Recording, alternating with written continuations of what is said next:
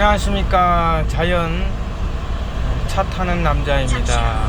오늘은 저 개인적인 일 때문에 울산으로 가고 있습니다.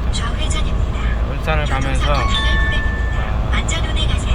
잠깐 시간이 나길래 이렇게 또 동영상을 찍어서 올려봅니다.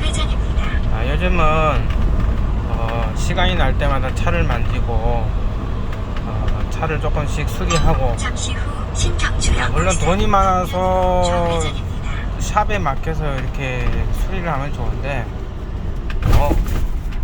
돈이 있어도 때로는 차주인 내가 혼자 해보는 것도 차를 가지고 있는, 또 차를 만지는 사람으로서 즐거움이 아닌가 생각합니다. 그래서 나름 시간을 가지고 날 때마다 조금씩 오래된 차를 수리하는 그 재미로 여가 시간을 많이 보내고 있습니다.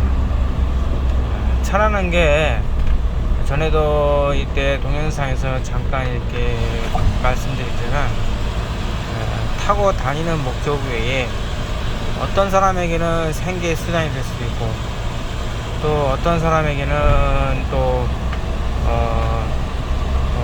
보여지기에 위한 수단일 수도 있고, 또 어떤 사람에게는 여가 생활을 즐기는 그런 도구일 수도 있고, 또 어떤 사람에게는 차를 꾸며서 타는 즐거움을 줄 수 있는 또 다른 어떤 즐거움으로 이렇게 표현이 되기도 합니다. 그래서 저 같은 경우는 오래된 차를 싸게 가져와서, 싸고 좋은 차는 없지만 싸게 가져와서 하나씩 녹도 닦아내고 보수도 하고 부품도 직접 구해서 달아보고, 안되면 뭐 차를 만질 수 있는 분한테 가서 또는 샵에 가서 그 부품을 달아달라고 하기도 하고, 그렇게 관리를 하고 있습니다. 그래서 돈이 많다 해서 꼭 좋은 차를 타라는 부분은 없어요. 돈이 많아도 차라는 것에 대한 근본적인 어떤 자기만의 차를 바라보는 어떤 마음의 자세, 차를 또 가지고 있는 자로서의, 또 차주로서의 어떤 차를 만질 때 오는 즐거움, 뭐 그거죠. 그저 그겁니다. 좀 불편해도 애견을 하나 키우는 거하고 똑같은 거예요. 저도 뭐 애견을 키우고 있지만 저는 막 방에 들려서 막 이렇게 키우지는 못해요. 밖에 놓고 키우는데, 처음에 저도 그랬어요. 방에서 키우는 걸 이해를 못했는데, 그건 사람 취향이다. 취향이고 그 사람이 가지고 있는 그 애견을 바라보는 마음의 자세다. 즉 그렇습니다. 주변에서 똥차 소리도 하고 썩차 소리도 하는데, 사실 똥차 썩차의 기준이 뭡니까? 그것도 모호하기 그지합니다. 새 차 가져와서 하루만 타도 중고차 됩니다. 그리고 1억에 샀다 해도 하루 이틀 지나서 대답하면요 돈이 깎입니다. 엄청나게 손해를 보게 돼 있어요. 그래서 그 기준이 좀 모호합니다.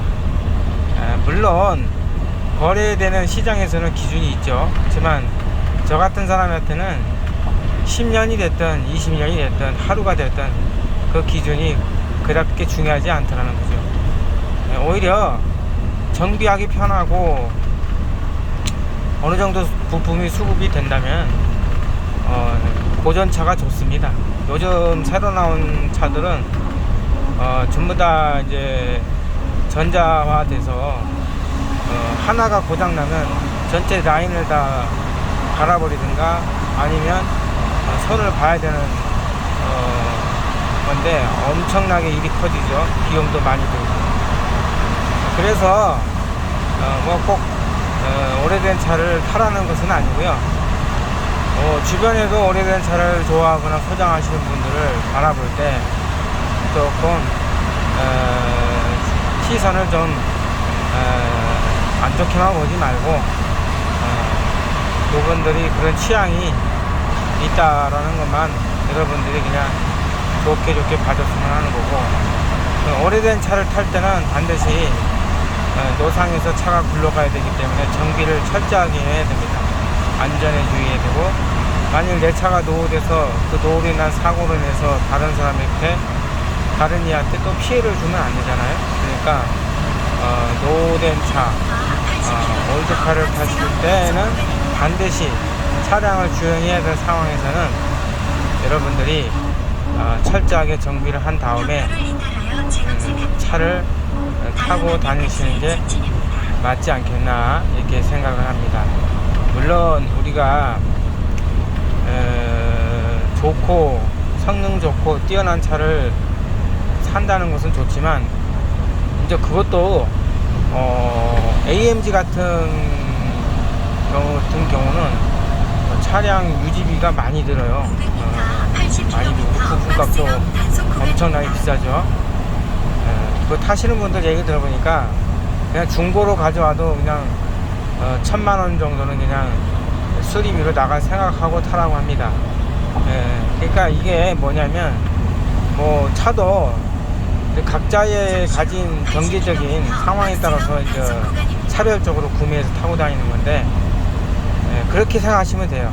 내가 소나타 정도 탈 정도면 소나타 타시는 거고, 내가 그랜저 탈 정도면 그랜저 타시는 거고, 내가 외제차 또 탈 정도면 또 외제차 타는 거예요. 하는 건데, 그건 자기 취향이고 자기 기준이고 자기가 가진 어떤 선택의 폭이죠. 그래서 그런 기준을 가져서 여러분들이 올드카를 타거나 또 바라봐 줬으면 하는 그런 마음이고, 우리나라 올드카 시장이 좀 커지면은 올드카에 파생되는 그런 그 애프터 서비스인가요? 애프터 마켓이라든가 뭐 이런 서비스들이 굉장히 많아져요. 그래서 그러한 업종에 직업군이 생기기 때문에 그 뭐 몇 조 정도가 아니죠. 엄청나게 큰 시장인데, 우리나라는 아직까지 공무원 사회라든가 시민 사회가 올드카를 바라보는 시각이 높지가 않습니다. 썩은 차고 환경 오염의 주범이라고 보는데, 근데 사실은 올드카가 그렇게 많지가 않아요. 한국 시장에 돌아다니는 올드카가 여러분들이 생각하는 만큼 뭐 진짜 엄청나게 많은 게 아니고, 이제 거의 다 폐차되고 조기 폐차되고 해서 남아있는 차들이 그닥 많지는 않습니다. 그래도 한국 시장에서 올드카 가격이 아직까지는 저점을 찍고 있는 거는 올드카를 소장하고자 하는 분들이라든가 소장가들이 많이 없기 때문에 거래량이 이렇게 많지가 않아요. 그래서 아직까지는 올드카에 올인하시거나 또는 올드카에 관심이 있는 분들이 큰 금액을 갖지 않고 올드카를 구입해서 타고 다닐 수가 있습니다. 그리고 올드카는 가져오시면 그냥 굴러가는 게 아니에요. 수리를 하셔야 돼요. 전 차주분이라든가 먼저 번에 갖고 있던 차주분들이 다행히 차를 관리를 잘 하셔서 좋은 컨디션을 갖고 있다면 참 좋은 건데, 그렇지 않다면은 거의 다 차를 팔 때는 문제가 있어 파는 거거든요.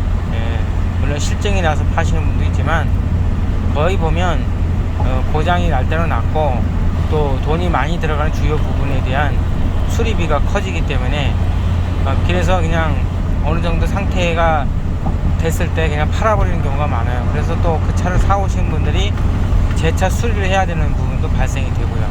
그래서 그냥 차를 가져오면 기본적으로 내가 그냥 그 차를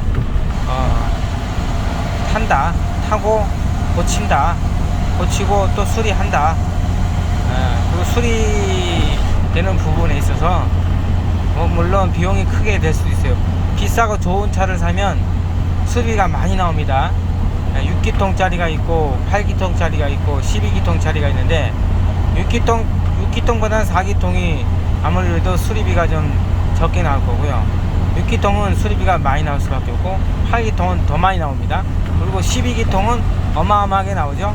그래서 이런 엔진의 기통수라든가 그 차에 대해서 좀 어느 정도 내가 사고자 하는 차에 대해서 공부가 조금 되셔야 돼요. 기본 그 정보가 없이 그 차를 그냥 무턱대고 모양만 이쁘다고 샀다가 나중에 어마어마한 참 상황이 생기죠. 예. 현타가 옵니다. 현타가 오니까 현타가 올 때는 정신 차리셔야 됩니다. 그래서 작은 거부터 하나씩 고치기 시작해서 큰 것이 드러나면 그때 가서 이제 또 여러 업체에 의뢰를 해서 비용을 좀 적게 절약할 수 있는 업체. 그래서 싸다고 좋은 것도 아니고요, 비싸다고 또 좋은 것도 아닙니다. 그래서 내 차에 대해서 관심을 가지고 바라볼 수 있는 그런 사장님이라든가 업체에 맡겨서 내 차가 좋은 컨디션을 유지할 수 있는 그러한 기회가 만들어야 되죠. 예, 올드카를 갖고 있다는 거는 자연히 공업사하고 친해질 수밖에 없어요. 그러니까 동네 카센터부터 해서 그 차에 전문화된 그런 업체를 한 서너 군데나 알고 계시면 내 차를 소유하고 수리하는데 크게 부담이 없을 겁니다. 그리고 부품 수급에 있어서도 국산차는 뭐 현대 기아가 있으니까 언제든지 그 차에 대한 어떤 수리 정보만 알고 있으면 얼마든지 부품을 수급할 수 있지만 외제차 같은 경우는요 거의 그 대리점에서 저는 얼마 전에 그 BMW 포항 대리점에 갔었는데 정말 좋더라고요. 거기도 딜러분들이 차를 팔기도 하지만 거기서도 보니까 그 부품 서비스에 대해서 많은 조언을 해주고 또 부품을 편하게 수급할 수 있도록 그런 정보를 주시더라고요. 그래서 저도 그 전동 카방하고 맥밀러 프레임을 거기서 구입을 했습니다. 그래서 이베이 쪽도 알아보니까 이베이 가격이 상당히 비싸요. 운송비라든가 이런 게 만만치가 않더라고요. 그래서 이베이에서 살 때는 어쩔 수 없이 진짜 그 부품이 안 나올 경우에는 구하기 힘든 희귀 부품 같은 경우는 이베이에서 구입하지만 웬만하면 서비스 센터에서 다 구매를 해줍니다. 그래서 BMW나 전 벤츠는 모르겠어요. 벤츠나 아우디 뭐 이런 거는 모르겠는데 BMW는 그 서비스 센터에서 그 부품 수급을 아주 친절하게 잘 설명을 해주시고 제가 또 20년이 다 된 차를 소장하고 있다 보니까 그 부품이 그렇게 막 많이 나오는 게 아니에요. 그것도 독일 현지에서 부품을 조달을 해야 되는 상황이기 때문에 없으면 뭐 재생산을 하든가 아니면 다른 나라에 있는 부품을 끌어다가도 이렇게 해주시는 것 같은 것 같아요. 그래서 정말 그 올드카나 또는 오래된 차를 소장하고 계시는 분들이 참 좋은 어떤 서비스를 받은 것 같지 않나. 단순히 차만 판다고 해서 그게 좋은 게 아니고 진짜 오리지널 좋은 메이커라면 사후에 그 차가 계속 도로상에 단 한 대라도 운영을 한다면 자기 차를 만들어서 파는 사람으로서 어떤 철학이 있지 않나, 그런 관점에서 봤을 때. 그래서 내가 만든 차니까 그 차가 단 한 대라도 있다면 그 차를 유지 보수해 줄 수 있는 그러한 철학이 있어야 되지 않나, 이런 생각이 들고, 또 하여튼 그 어떤 전산망이 참 잘 되어 있는 것 같아요. 그래서 쉽게 잘 쓰지 않는 부품이고 고장이 안 나는 부품이라도 쉽게 구할 수 있었다라고 이렇게 말씀을 드립니다. 그리고 제가 뭐 본의 아니게 하다 보니까 사업 또는 일로 쓰는 차가 한 대 있고요. 지금 요거는 이제 현대 포타인데 이것도 중고로 샀어요. 거의 이제 228,244km. 그래서 DPF가 달린 차를 샀는데 정말 잘 나가요. 잘 나가고 뭐 그렇게 큰 고장도 없고 튼튼합니다. 튼튼하고 그래서 정말 잘 산 것 같아요. 올 초에 봄에 샀는데 오일 갈고 나머지는 뭐 갈 게 없고, 이제 전에 타는 차주분이 이게 노동을 하시는 분인지 차가 굉장히 험해요. 그래서 이것도 리스토어를 하려고 합니다. 그게 큰 돈 들어서는 안 하고 그냥 농난 부분이라든가 깨진 부분, 저 휠카바도 얼마 전에 하나 깨져서 갈았고요. 휠캡도 날아가서 없는 것도 새로 구입해서 갈았고, 그때 앞에 그 저기 앞 타이어 쪽에 휠이 스틸 휠이었는데 그 휠이 막 좀 많이 찌그러지고 막 파이고 녹슬고 해서 얼마 전에 저 알루미늄 휠로 그렇게 막 튀어나오지 않는 정도의 수준으로 해서 하나 갈아주세요. 갈아가지고 뭐 괜찮더라. 모양도 이쁘고. 그래서 뭐 저는 어차피 이걸 이 차를 업무용으로 쓰고 있으니까 연비도 뭐 나쁘지가 않아요. 제가 CC가 높은 차들만 타다 보니까 이 차를 타니까 연비가 그렇게 든다는 생각은 별로 안 드네요. 그래서 그냥 편하게 잘 타고 다니고 있어요. 그 차라는 것은 그냥 어쩔 때는 일에 따라 다르겠죠. 제가 일 갈 때는 그냥 운송수단이고 작업할 때 수단이지, 이 차를 뭐 예술적으로 올드하게 어떤 추억이 있어 타는 차는 아니고 그냥 일에 충실한 차구나, 일하기 위해서 타는 차고 튼튼하구나. 그리고 역시 아무리 그래도 제가 이 차는 관리를 하죠. 오일 제때 갈아주고 운행을 많이 하다 보니까 오일은 철저하게 갈아야 됩니다. 오일, 특히 경유차들은 휘발유차도 마찬가지인데 오일 교체 시기를 넘어가면 엔진에 무리가 생겨요. 그리고 열을 많이 받습니다. 그러니까 새 오일은 아무래도 같은 환경이라도 열을 덜 받는다면은 교체 시기가 넘어가기 시작하면 오일의 점도도 떨어지지만 이게 열을 많이 받아요. 그런 것 같아요. 그래서 경유차들은 특히나 오일 관리를 잘 하셔야 돼요. 그래서 엔진이 열을 받는다는 것은 그만큼 나중에 누유가 되는 환경이 될 수도 있고, 또 다른 여타 인젝터라든가 가스켓이라든가 이런 쪽에 문제가 생길 수 있어요. 그래서 인젝터는 연료 관련 부분이라 하지만은 그 오일하고도 관계가 있습니다. 그렇기 때문에 엔진 내부의 환경을 잘 만들어 줘야 차가 고장이 안 나게 오래 탈 수 있는 것 같고, 경유차는 특히나 그 인젝터 방식 차들은 인젝터하고 DPF가 고장이 나면 큰 돈 듭니다. 그래서 그 관리 잘 하셔야 돼요. 관리만 잘하면 속 안 썩이고 차 오래오래 탈 수 있습니다. 물론 뭐 너무 오래 타다 보면 다 소모품들이기 때문에 하나씩 고장이 나죠. 그렇지만 이제 그 고장의 기간이 좀 길어진다는 거. 그러니까 뭐 한 1년에 한 번씩 고장이 나던 게 관리만 잘하면 3년 정도는 무한하게 타지 않겠나. 그래서 차는 관리죠.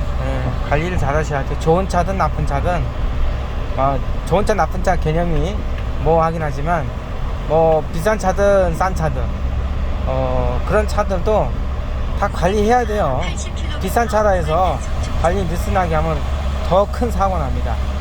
특히나 비싼 차들은 부품이 다 예민하기 때문에 그 부품 때문에 아마 어마어마하게 현타가 옵니다. 그렇기 때문에 특히나 비싼 차, 고급 차일수록 확실하게 하셔야 됩니다. 철저하게 하셔야 나중에 주머니가 터져나갈 일은 없고, 또 사고가 나도 그 부품이 이제 문제가 생겨도 갑자기 문제가 생기는 일은 거의 없습니다. 근데 관리가 안 된 차들은 갑자기 생겨요. 원래 문제가 있다 버티다 터져버리는 건데, 평소에 관리가 잘 된 차들은 뭐랄까 전조 현상 같은 게 있어요. 제 경험인데 전조 현상이 있어서 센터에 가면 반드시 그거를 이제 수리해야 되는 게 있거든요. 그래서 어떤 그런 차원에서는 아마 좀 예비 차원에서 어떤 차가 나한테 주는 어떤 경고, 내 몸으로 느낄 수가 있으니까요. 제가 좀 예민한 것 같기도 하지만 저는 나름대로 보는 것 같아요. 제가 뭐 말이 좀 길었네요. 일단은 여러분들이 올드카, 클래식카, 오래된 차를 바라보는 편견을 좀 많이 줄여주시고, 올드카가 됐든 새 차가 됐든 차는 차입니다. 관리 여하에 따라서 1년 타고도 폐차가 되는 경우가 있고, 3년을 타고도 중고차보다 더 고장이 많아서 애로사항이 생기는 경우도 많습니다. 그렇지만 관리가 잘 되고 평상시에 철저하게 잘 관리하신 차들은 20년, 30년이 가도 노상에서 운행하는데 전혀 문제가 없습니다. 그리고 기계적인 부분은 이미 20세기 전후로 해서 거의 해결이 됐어요. 차는 어차피 구동 방식이 똑같기 때문에 구동 방식이 월등하게도 탁월하게 어떻게 만들어진 게 아니기 때문에, 거기에 조금 고가의 부품을 썼냐 저가의 부품을 썼냐에 따라서, 또는 차가 어떤 성향의 차냐에 따라서 좀 달라 보이긴 하지만 기본 방식은 다 똑같아요. 그래서 이미 기계적인 부분은 이제 더 이상 진보할 게 없다. 그리고 지금은 이제 전자 시대예요. 디지털 시대고, 차도 전기사분들이 전기를 이제 공부를 하셔야 되고, 전기 분야가 많다 보니까 거기서 이제 고장이 나고 거기서 이제 에러가 생겨서 차가 기능을 못하고 하는 경우가 많기 때문에 더 복잡해졌어요. 예전에 차나 이제 폰이라든가 엑셀 그런 차들을 보면 엔진음이 정비하기가 정말 좋아요. 초보자도 공부만 조금 하면 차를 정비할 정도의 수준인데, 요즘 차들은 도저히 알 수가 없어요. 얼마나 복잡하고, 본네트 하나만 열어봐도 그냥 꽉 차 있어요. 손 하나 안 들어갈 정도로. 이거 엄청나게 많은 부품들이 그 본네트 안에 있는 거예요. 그게 또 전부 다 전자로 다 이렇게 연결이 돼서 이 하나의 어떤 부품처럼 유기체처럼 이렇게 움직이다 보니까, 하나가 고장나면 그에 연결되어 있는 모든 부품이나 또는 센서들이 작동을 안 합니다. 그래서 차가 먹통이 되고, 그리고 또 요즘은 엔간한 정도의 수준으로서는 이 차를 수리할 수가 없어요. 전문 업체나 또 그 차에 지식이 있지 않는 한은 수리가 불가합니다. 그렇기 때문에 특히나 근래에 나온 차들은 더하고요. 그러니까 이런 차들이 이제 앞으로 많아질 텐데, 수리비도 폭탄이에요. 그냥 수리가 아니고 그냥 통째로 갈아야 돼요. 그러니까 요즘은 서비스 센터 가도 그냥 갈아버리지, 그 부품을 그냥 어떻게 다시 어떻게 만들어서 또는 어떻게라도 리세프를 해서 쓰는 이런 경우가 아니기 때문에, 그냥 돈이 엄청나게 들어가겠죠. 멀쩡한 것도 같이 뜯어서 그냥 갈아버리는 경우도 있기 때문에 생각 잘 하셔야 됩니다. 차는 그냥 타고 다닌다 해서 차가 아니고 여러분의 생명을 지켜주고 여러분의 안전을 지키는 거기 때문에, 차량을 선택하고 유지하고 관리하는 데서 등하시하면 안 됩니다. 차는 그냥 무조건 타고 다닌다고 해서 되는 게 아니고, 그 차를 타기 위해서는 그 차주가 기본적 차에 대한, 자기 차만에 대한 그런 정보를 알고 있어야지만이 적어도 자기 차로 인해서 사고를 면할 수 있습니다. 이 점을 잘 아셔야 되겠고, 이것저것 하다 보니까 말이 많아졌네요. 울산을 가다 길이 좀 멀어요. 그리고 저는 절대 가속을 하지 않습니다. 천천히 다니죠. 왜 그러냐면 빨리 가봐야 5, 6분 차이밖에 안 나요. 그렇기 때문에 괜히 빨리 다니면 기름 많이 먹고 차도 무리하게 되고 또 피곤해요. 그렇기 때문에 할아버지 운전을 합니다. 저도 70에서 80 사이를 유지하죠. 이게 습관이 되면 편합니다. 왜냐면 빨리 다닌다고 해서 일이 더 성과가 올라가는 게 아니거든요. 시간을 가지고 느긋하게 가면서 생각도 정리하고 마음의 긴장도 풀면서 좀 여유롭게 운전하는 것이 좋지 않겠나 이렇게 생각입니다. 그리고 뭐 10번을 강조해도 부족하지 않은 것이 절대적인 안전입니다. 안전이고 차에 대해서는 철저한 수리를 철저하게 하셔야 돼요. 정비를 철저하게 하셔야 된다. 그것만이 여러분의 생명과 여러분의 일신의 안전을 책임질 수 있는 것입니다. 평상시에 관리가 안 되면 아무것도 아이고 이분은 막 들어오네요. 깜빡이도 없이 그러거나 말거나 이제는 신경도 안 씁니다. 옛날 같으면 막 그것 때문에 스트레스 받고 했는데 사람이 살다 보면 이런 사람 저런 사람 다 있죠. 그렇기 때문에 그거는 뭐 우리가 가진 소양이 다 가진 게 다르기 때문에 그래 하시면 되고, 오늘 자연 차 타는 남자 여기까지 영상을 찍어서 올리겠습니다. 제가 지금 발음이 혀가 좀 짧아서 발음이 잘 정확하게 안 돼요. 이해하시고 즐겁게 봐줬으면 합니다.